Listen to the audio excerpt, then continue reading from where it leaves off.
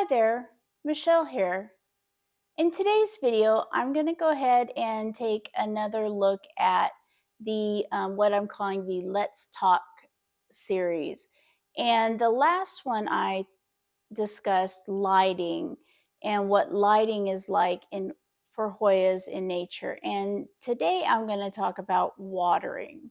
Today we're going to talk a little bit about the background of Hoyas and why the conditions Hoyas come from influence how we water at home and how we can use those conditions with our home environments to go ahead and make the Hoya grow successfully in our conditions for a long period of time, even if those conditions aren't what the Hoyas naturally grow in. If you'd like to see other plant-related content from me, please consider subscribing to my channel.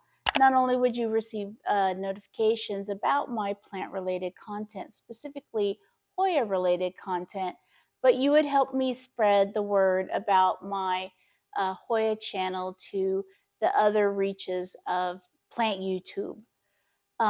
If you would like to add to the conversation, please write something in the comment section below. I do like to interact with my comment section, so I will get back to you. And so now on with the first part of our Hoya video.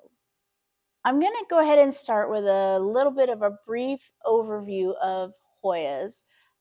They were first discovered in the early 1800s by Scottish botanist Robert Brown. He named them after his friend and fellow botanist Thomas Hoy. He was a famous botanist in an area of Western Australia that I cannot pronounce, so I won't even try. But the Hoya craze grew in the 1970s. It seemed like every house had a Hoya carnosa. That was just kind of the epitome of the Hoya craze. But now in the 90s and 2000s and now the 2020s, we are bringing in more and more and more Hoyas. Now it's up to about 500 to 600 Hoyas that have been discovered so far. And there really is no limit to how many more have yet to be discovered. We're now discovering related to Hoyas, the Papua Hoyas. The Hoya genus is spreading. So there's always going to be a Hoya out there for Hoya collectors to collect.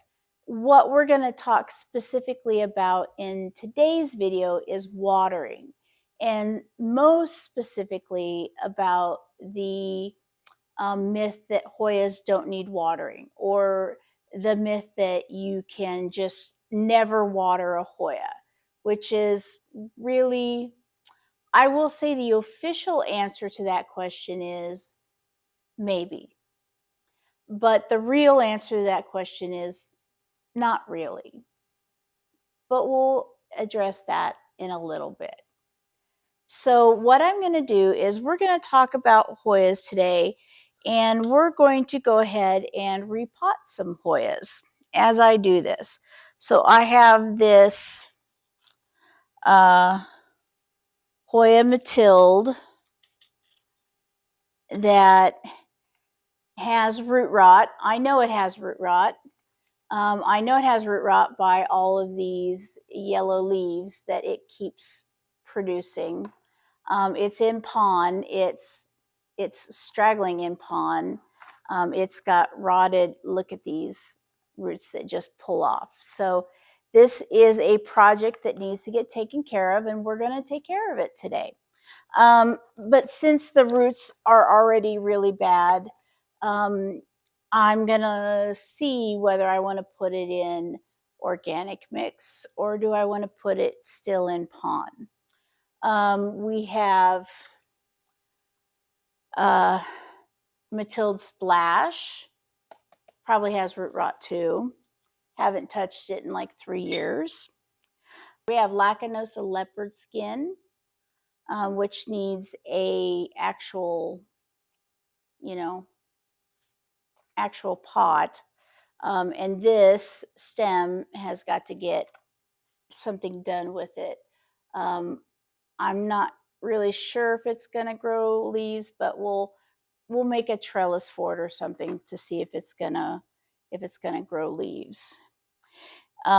We have a plant that needs to get out of pond really bad, and that is the endauensis. I think this is the endauensis.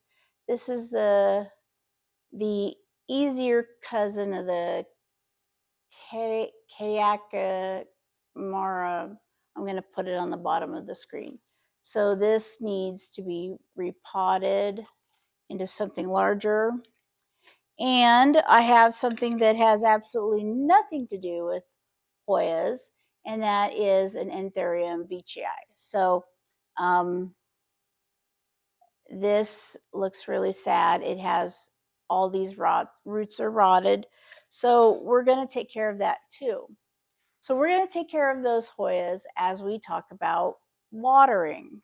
Okay, the first thing we're going to do is we're going to take this Mathilde off of its trellis. Now, a little bit of background of Hoyas. Where they come from directly influences what kind of watering they need. And that's because, this whole thing is just falling off.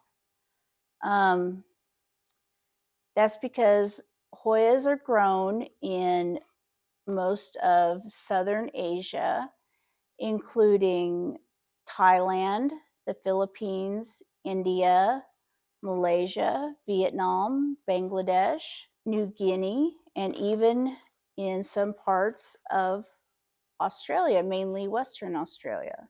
These locations are generally very humid. They receive frequent moisture. Good Lord. How many? Oh my God. Leaves are just falling off. Oh my God. This whole thing is just, the leaves are just popping right off. Like it's dead. Probably is dead. I may have to just take cuttings of this. I don't know if they're broke, if that's why they're all falling off, or if they're just really just sketchy. They're normally grown in a very warm, very humid place where it rains almost every day. That's why they love humidity. Hoyas also grow in cooler climates. In the mountainous ranges, the thing to keep in mind there is that there is no real protection from the sun's UV light. They generally have more ability to withstand the sun's intense UV light. So that's one thing to keep in mind for Hoyas that grow on mountainous ranges. They are able to take a little bit more light. The thing to keep in mind is Hoyas bloom. All of them have the capability to bloom. That's how one of the ways they reproduce. Well, that is the way they reproduce. We can also make Hoyas by taking cuttings. Their water needs are a lot higher when they are blooming than when they are just growing. Their nutrient levels requirements are much higher when they are blooming as opposed to when they are just growing. All right, let's look at the roots before we get any further, because I've already knocked off about 15 leaves. So we have mush in here in the reservoir.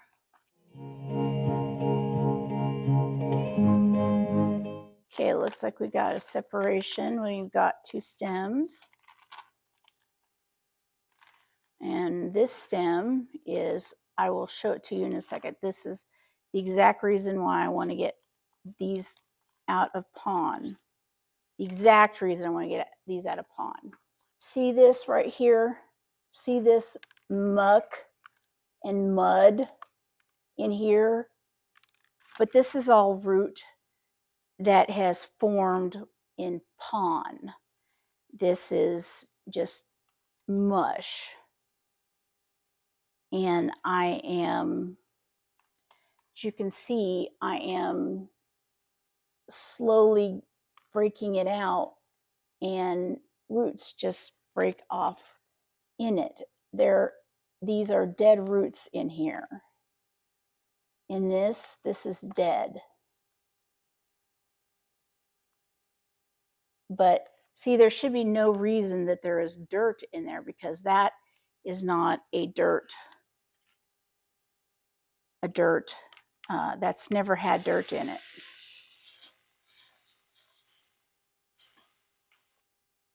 Wash that out a little. When you have roots like this, you have roots like this, which are still, and if you still see, they still have all the hairy stems. So this is all gone. This is 100% trash roots. There are, even the roots that are left have hair filaments, the filaments of the roots inside. So I'm going to cut this whole thing back.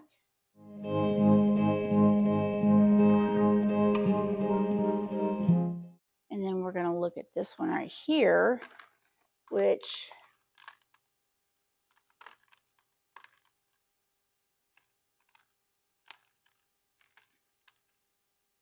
has a lot of,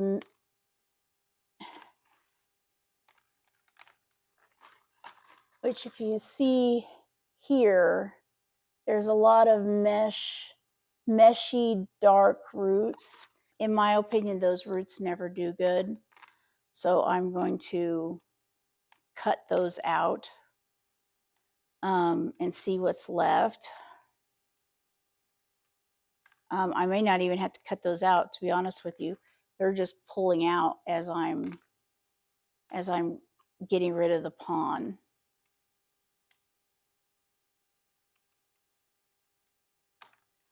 So let's see what we got. We got bunches of hair filaments.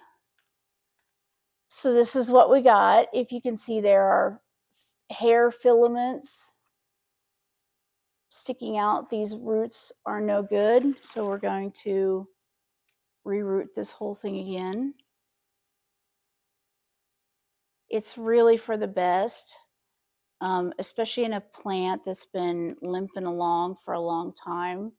It's best to just restart everything. But we're not going to just restart it. We're going to give it a little bit of a glow up. We're going to put it in soil instead of in pond.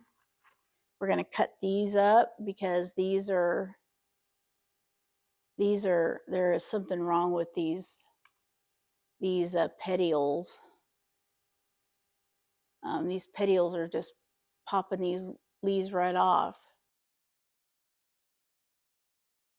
Back to our subject, which is Hoyas and watering. Now, the thing to keep in mind is, even though Hoyas grow in the wild in mostly high humidity, well, I wouldn't say high light all the time, but higher light conditions, you can really acclimate them to any condition in your home.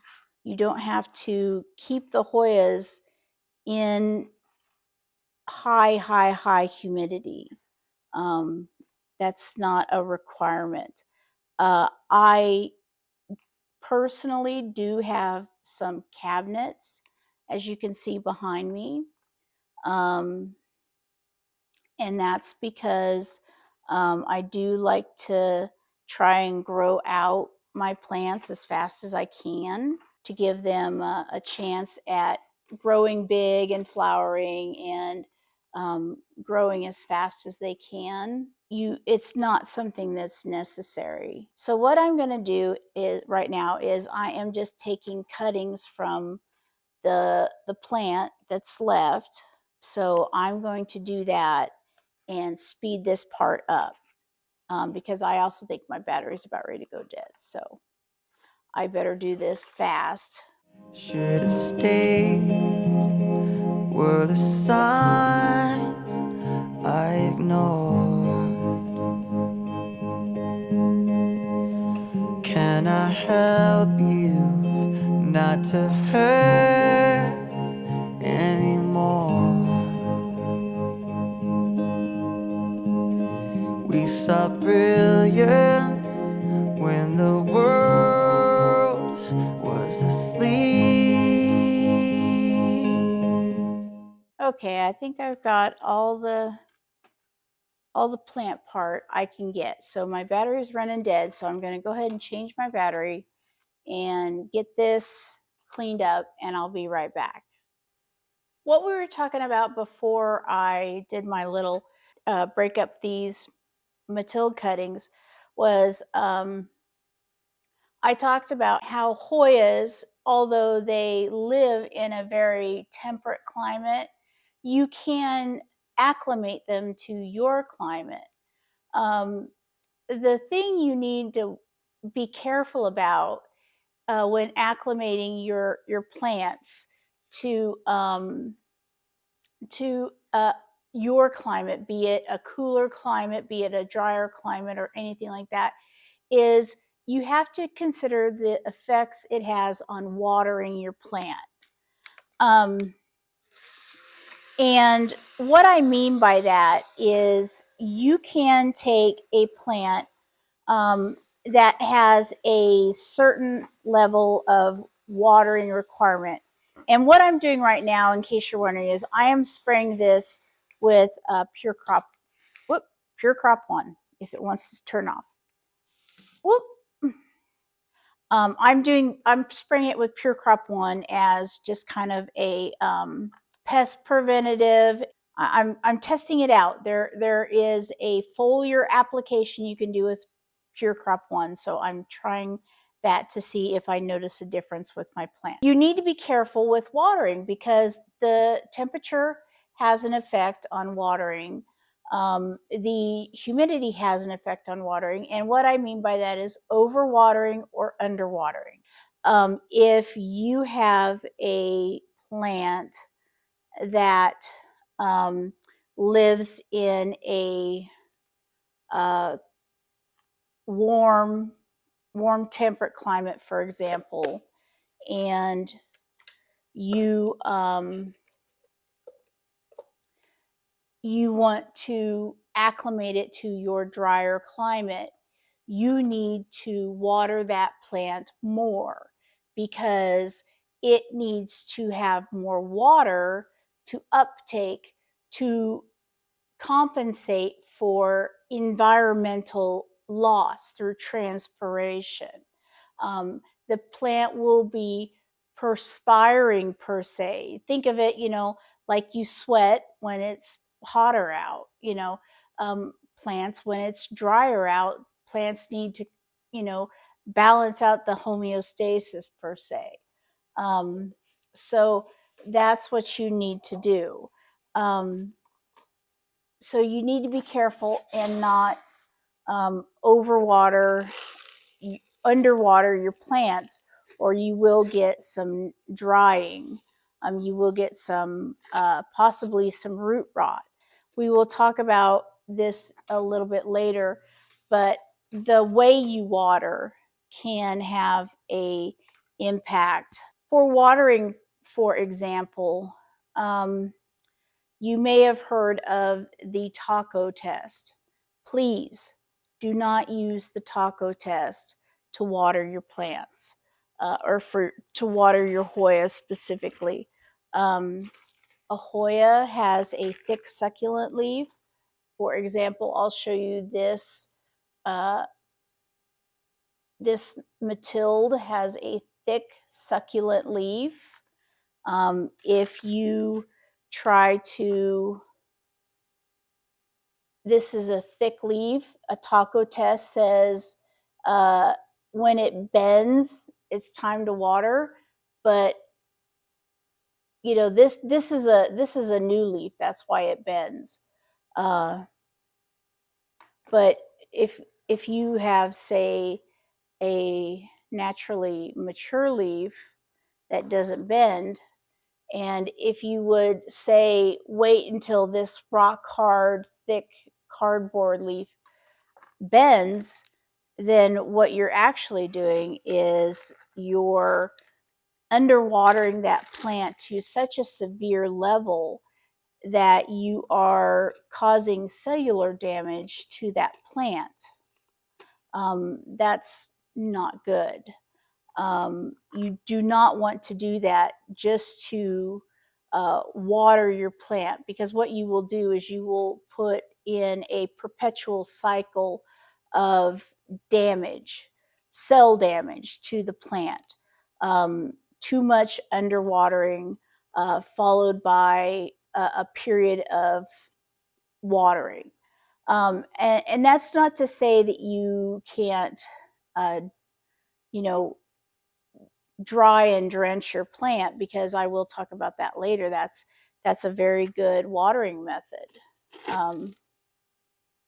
But you just need to be careful when you water your plants. There are factors that are considered when you are making up your soil mixture and your pot that you're going to put it in. Your soil makeup or your soil composition is very important. Right now, I'm putting this plant in pond, which is not even technically a soil, but it is a substrate. Every type of substrate mixture you choose has a feature of watering. How you water affects how the plant grows. You need to know what your substrate is going to require and match that up to what your plant is going to need. I am choosing this pond for propagating these Hoya cuttings because this plant I know does well in pond. And I know that I can leave this plant in this pond with a reservoir and it will root nicely. The trick is getting the cuttings in here without ripping off all those leaves, because as we remember just a few minutes ago, these leaves like to pop off. So that is the trick. But a soil mixture is very important. For my Hoyas, because I live in a dry environment, I use a mixture of cocoa husk. Sometimes I throw in some bark chips. Most of the time I do not, because those take too much moisture to wet when I'm watering, and so I don't feel that they have a chance to retain the level of moisture I need. You can actually tailor your substrate to match your watering technique. If you water a little too much, as I say, if you love your plants a little too much, you can use a soil mixture that has a lot of cocoa peat, because that's a pretty pretty dry mixture that dries out pretty fast. You can use a mixture without a lot of soil. Like if you have a airy mix or a chunky mix, don't put a lot of soil in it. Just put enough to keep it together. That's kind of what I do. Is I have basically just enough soil in my soil to keep it together. My soil also has chunky perlite. You'll see my soil when I pot up my other plants. If you underwater your Hoya, you will notice a few things. Mainly what you will notice is over time, you will notice yellowing leaves. You will notice leaves dropping off the plant. They can only get extra dry one too many times. And if you are, if you listen to the philosophy that says dry your Hoyas out for like 3 weeks, or don't dry them, like forget about them and then water them, or some nonsense like that, or like I forgot about my Hoya for 3-4 weeks before I watered it. Don't do that. These are Hoyas. I mean, these are tropical plants. They come from rainforests where it waters almost every day. Just because they have thick leaves does not mean they should not be watered, uh, and watered regularly. So if you do not water regularly, and try to stretch it out for several weeks between waterings, what will happen is, the leaf will become weak. The structures of the plant wall, of the cell wall of the leaf, will become weak, and they will eventually just turn yellow and not be able to hold on to any moisture anymore. And they will weaken, they will yellow, and they will fall off. And then there will be no more leaf. So that's something that you want to try to avoid if you can. Um, you know, I will not say that I am the perfect water, that I water every time that I'm supposed to. But you know, if you get it down as a habit and water, at least semi-regularly when the plant is dry, but not like, desert dry, you'll probably have more success. There are things that we can have but can't keep. If they say, who cares if one more light goes out in the sky of a million stars? It flickers, flickers. Who cares when someone's time runs out? If a moment is all we are, or quicker, quicker. Who cares if one more light goes out? Well, I do. The reminders pull the floor from your feet. In the kitchen, one more chair than you need. Okay, remind me why I should never talk about something that's complicated when I'm trying to do something that's complicated. So this is my Mathilde. This is just the regular one. This is not the Mathilde Splash or anything. It had some serious issues. It probably literally dropped off probably about 25 leaves. It had some serious issues. Hopefully, rerooting it directly from starting all over again will hopefully help it. And I can mark this off my list of things to do. And we can go on to number 2. And hopefully this I will be able to talk a little more. So this is the Mathilde. Now we're going to talk about the importance. I'm going to edit out when I talked about the soil the last time. Or maybe not. But we're going to talk about soil this time because now I'm actually going to work with my soil mixture. And this right here is my soil mixture. This is cocoa husk, a little bit of bark, chunky perlite, a little bit of horticultural charcoal, and just a little bit of soil, just enough to hold it all together. I added some soil to it last night because it was getting a little dry. So that's what we have now. So this mix is good for self-watering pots and for small pots that I can have. I can put reservoirs, little reservoir cups on the bottom like this. So the first thing I'm going to do is I'm going to unpot this veitchii, and we're going to put that in a soil mixture because this, I know the roots are totally rotted. Oh my gosh, that is so disgusting. I got this in this pot, so I can't say that I did this myself. So thankfully it's still got some healthy roots.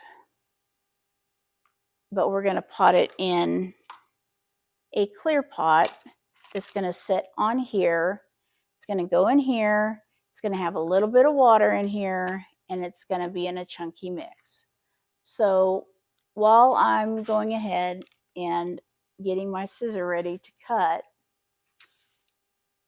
we're going to go ahead and talk again, just to clarify, that you can use your soil mix.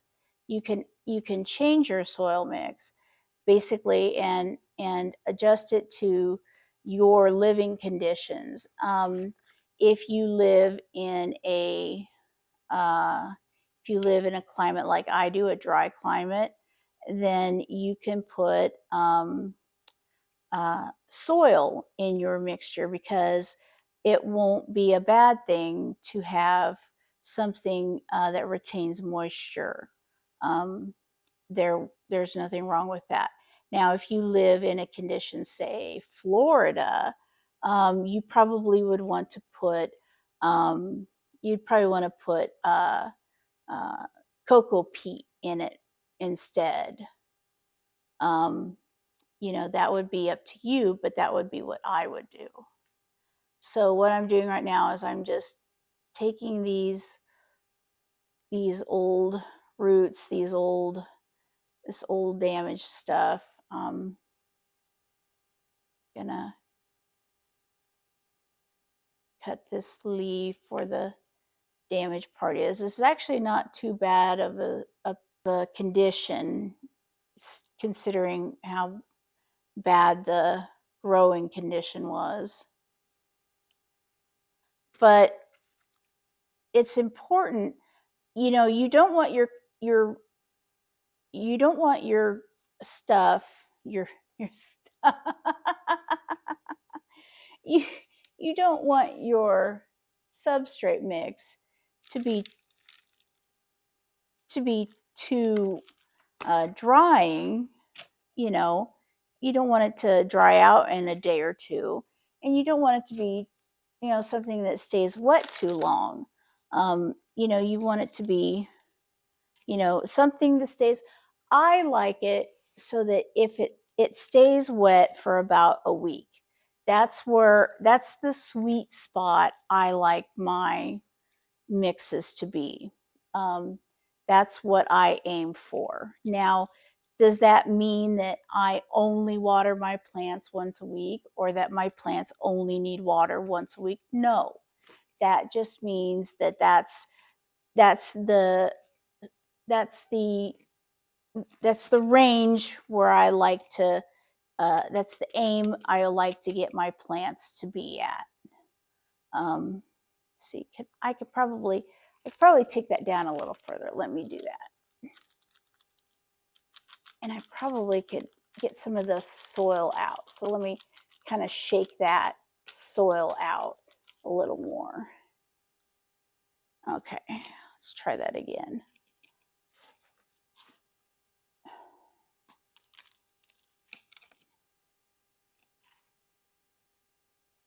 Okay, there we go. Much better. Okay, so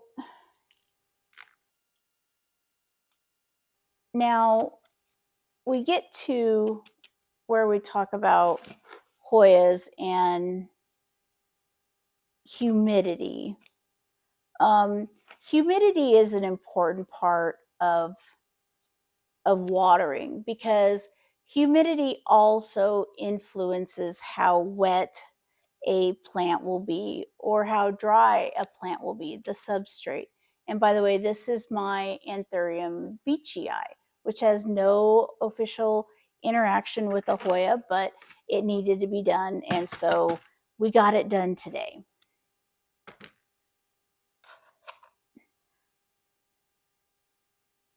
Next Hoya will be my, what I think is my endauensis, unless I misunderstood. This has been in pond forever. I like to move it to something else. Let's check these roots. See how the roots are.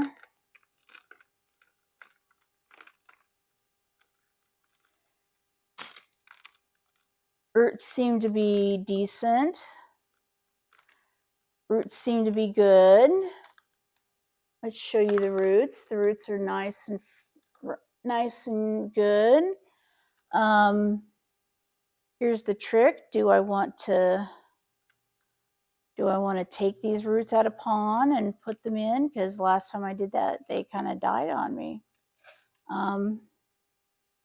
But we shall try.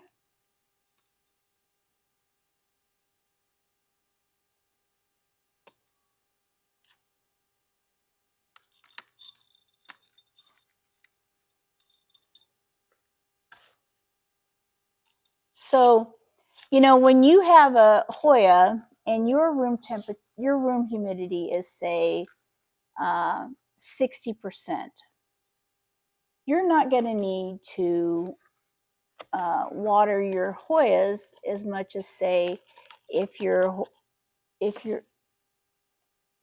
Hoyas were in, say, 20%. So that's something to keep in mind. Light has an influence on Hoyas and their watering.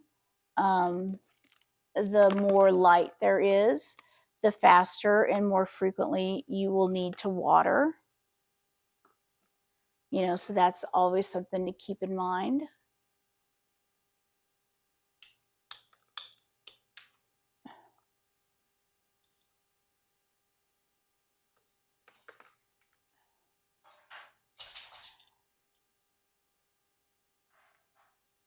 Okay, here I believe is my endauensis. We'll see how this goes. I am really hoping that this doesn't die on me again, because the last time I tried to put it in something other than a teacup of pond, it crapped out on me.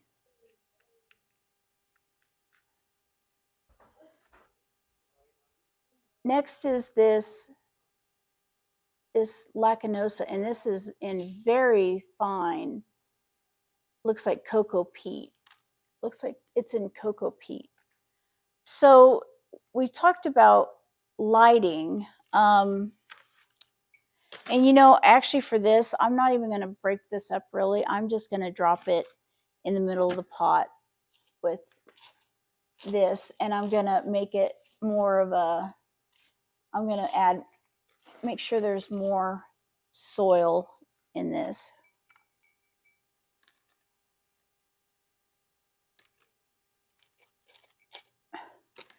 And I'm gonna, do I want this? I think I want this.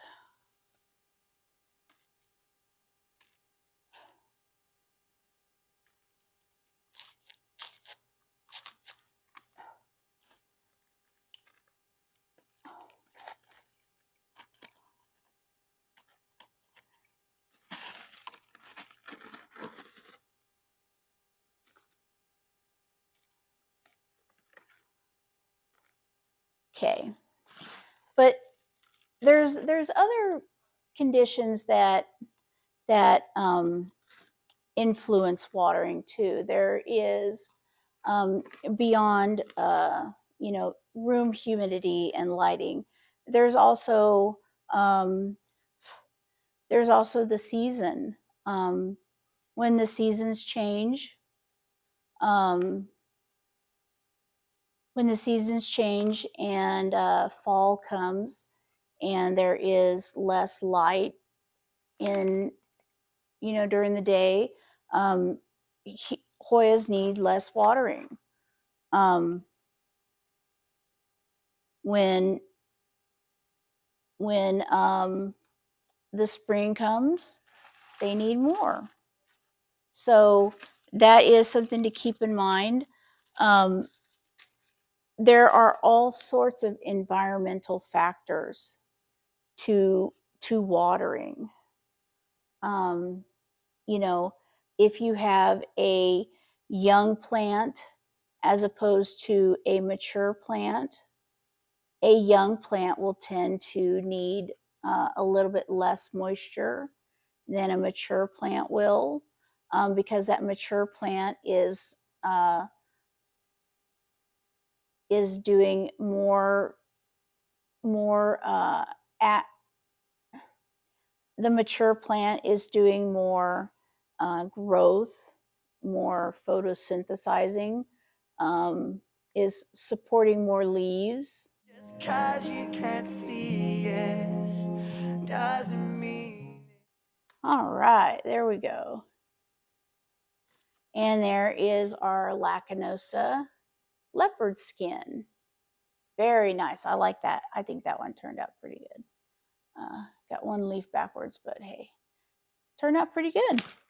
The last part we're going to talk about today is assessing soil moisture and actually, the mechanics of watering, which I don't think that we will probably need to do too much talking on the mechanics of watering, because I think we all know pretty much everything I want to say. I just want to touch on one little, that one broke, one little subject real fast. So, everybody knows about checking moisture, but for those of you, maybe there's a person out there who has never checked moisture before. So, what are we talking about checking moisture? There's a couple ways you do it. You do it by visual. You look at it and you say, gee, that soil looks wet. Okay, well, that's one way you could do it, but that's not always the most efficient way. The way I do it is, God's moisture detector, the finger test.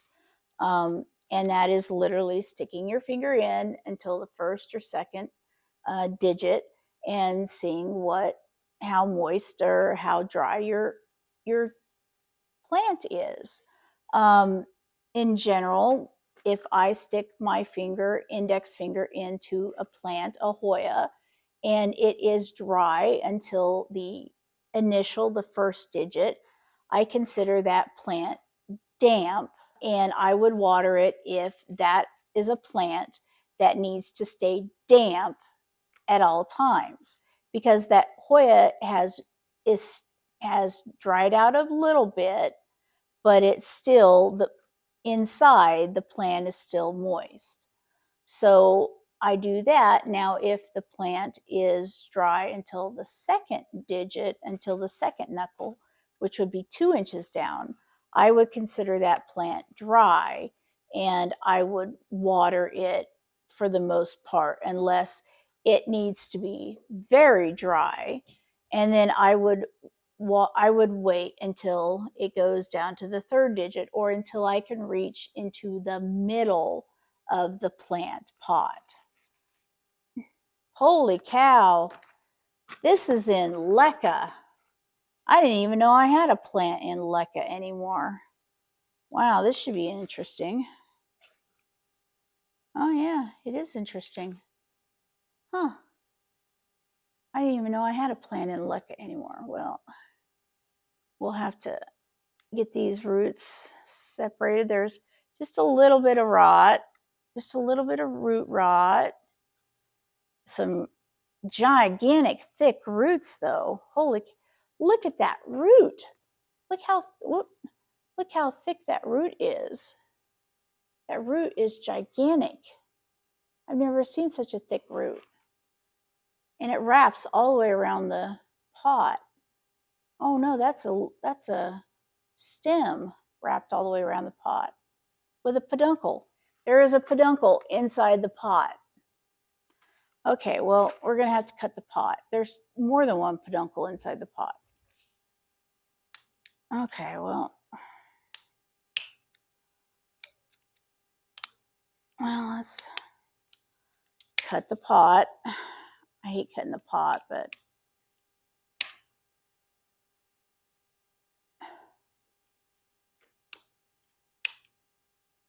let's see what we got. Oh, let's see.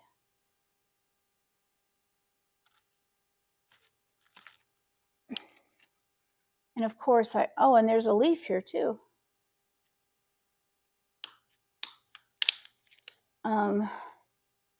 So, beyond the finger test, there are moisture meters, and a lot of people rely on them. And if you can rely on a moisture meter to help you learn when you need to water, then that's great. Go ahead and use the moisture meter. The thing to keep in mind, though, is that a moisture meter cannot detect accurately when you have a chunky mix. So if you have pieces of bark or pieces of perlite or pieces of anything in your pot, when the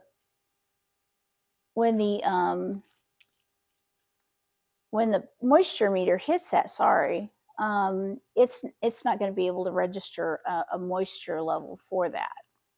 So you'll need to keep that in mind. Isn't there? If they say, who cares if one more light goes out in the sky of a million stars? It flickers, flickers. Who cares when someone's time runs? Once you have your finger test or your moisture meter or your sight or whatever you use to gather your intelligence to find out it's time to water, you need to have your official way of watering. You need to know how to water. And, most people think it's really simple, but in fact, you need to have an established way of water, a way that you personally want to water, and a way that you're going to water, so that your Hoya gets used to that. The way I tend to water is a dunk and is a dry and dunk. It's a method in which I let the plant dry out, and then I add water to its reservoir, or I soak the plant so that it gets full of water, because that kind of emulates how it gets watered in nature. in nature, it is an epiphyte for the most part. So it is on a tree or a rock or a branch. Hold on. I need to change my battery. Okay, so what I was saying before I had to cut the camera was that, because Hoyas are epiphytes, in nature, what happens is they are on trees exposed, and they have to wait for water to fall down on them. And then after that, they are soaked. And then after they are soaked, they dry out again. So it's a soak and dry kind of a watering. So I like to emulate that in nature, or I like to emulate that in my home. So I like to let their reservoirs dry out, and then I will go ahead and soak them again, and then let them dry out. So I use a soak and dry. Some people like to gently water their plants, and what that is when you go ahead and you will lightly water your plants at all time, keeping them lightly damp. Some people like to do that. Some people might also like to say they keep their plants evenly watered. You can do that. The thing is when you choose a watering type, you need to make sure that you avoid root rot in your plants, because Hoyas are very susceptible to root rot. And Hoyas are susceptible to two kinds of root rot. Hoyas are susceptible to dry rot and traditional rot. Most people know about the traditional root rot, in which you have a plant and you do exactly what looked like in my anthurium, and you have this nasty wet soil. But dry rot is a little different. Dry rot is when you have the Hoya and you let it dry out for too long, and then after so long, you finally water the plant, but unfortunately, it's too little too late, or sometimes too much too late, and the Hoya ends up drowning, and you take those roots that were very dry, and then you water them, and you create all this moisture on these roots that were dry, and you just turn them into mush. So that's what dry rot is. And trust me, it can raise just as much havoc, if not more, than traditional root rot. Because then you don't know why you think your Hoya is fine, but it's not. You say, well, I just watered it, it should be fine. It shouldn't be dry rot. It shouldn't be root rot. My Hoya is nicely watered, but nope, it's root rot. You just aren't familiar with this kind of root rot, because philodendrons and anthuriums don't exactly have this kind of root rot. So just practice, if you want to keep your Hoyas evenly damp, then try that. Time runs out if I'm more. This Mathilde, boy, both of these Mathildes were hard to trellis. That's for sure. Is all we are, or quicker. Who cares if one more light goes out? Well, I do.